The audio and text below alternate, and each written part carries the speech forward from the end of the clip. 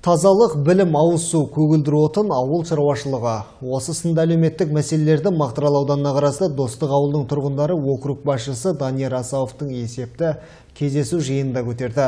Сондай ауыл басшысының бір жылда атқарған жұмыстарына қанық болып, көкейкесті сауалдарына тұшымды жауап алды. Бұл туралы келесі бейнематериалымызда толығырақ.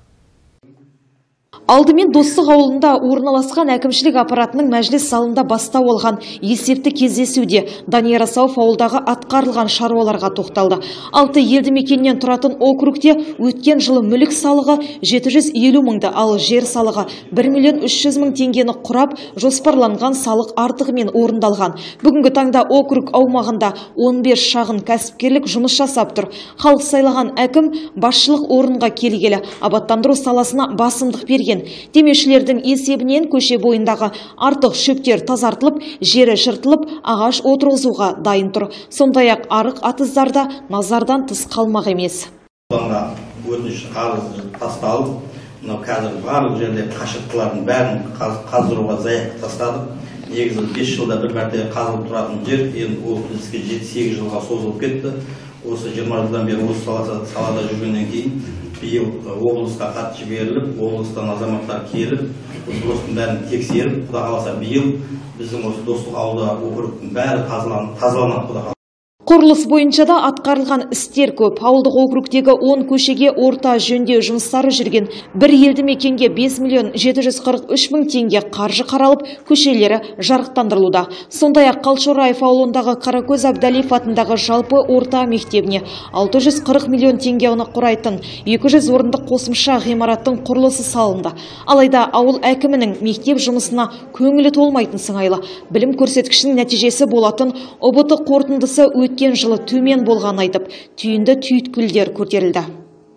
Былтыр, например, Ғабдуллин мектебінде 62 оқушы бітірсе, 5-ақ оқушы грантқа түсіпті.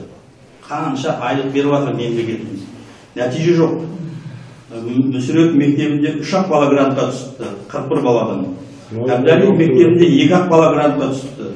Айни мектебінде 2 бала, Тұрсынжада мектебінде 1 бала оқуға түскен. Нәтиже жоқ қой. Мемлекет беріп жатыр ақшаны. Ғимаратымызды, мектебімізді салып берді. Нәтиже болу керек бұдан.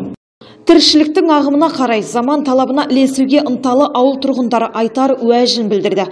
Балалардың бос уақытын тиімді пайдалануға арналған үйірмелердің ашылуына ықпал жасауын сұрап, ауыл басшысының көңілге қонымды жауабына қанықты. Мектептегілерге онда ұсыныс тастаймыз. Ол енді ол ауданнан соны үйірмелерді тегін аудан береді айлығын. Осы жерде үйірмелер ашылу керек, оны Құда қаласа қолға алып, соған үлгеремайды, қолға алып, осы жерде әр мектепте үйірме ашатын жағдайға келтіреміз. Жалпы кездесу соңында ауыл әкімінің атқарған жұмысына көпшілік бір ауыздан жақсы деген баға берді. Достық ауылының әкімінің бір жылдық есебін тыңдап жақсы деген баға беріп отырмыз. Мұнау өзіміз сайлап, әкімімізді биыл өзіміз сайлап, сондай жұмыстарды, біраз жұмыстарды атқарғанына үлкен рахмет айтамыз. Енді мұнау біздің ауыл үлкен ауыл, 8 ұлттың өкілдері тұрады, бәрі тату-тату тұрамыз. Енді бұл әкімімізге жаңағы бұдан да жақсы жұмыс істеуге шақырып жатырмыз. Айта кетейік, округте барлық елді мекендер таза ауыз сумен қамтылған, ал көгілдір отын бойынша ағымдағы жылы оңды өзгерістер болатынын жеткізді. Өзге де мәселелер уақыт ағымымен орындалмақ. Ауылды көркейту, экономикасını жақсарту бағытындағы жұмыстарды орындау барысында халықтың өзі сайлаған әкімге халық болып жұмыла ат салсамыз деп тарқасты. Клара Шербайқызы, Мақсат Кәрім, ақпарат Мақтаарал ауданынан.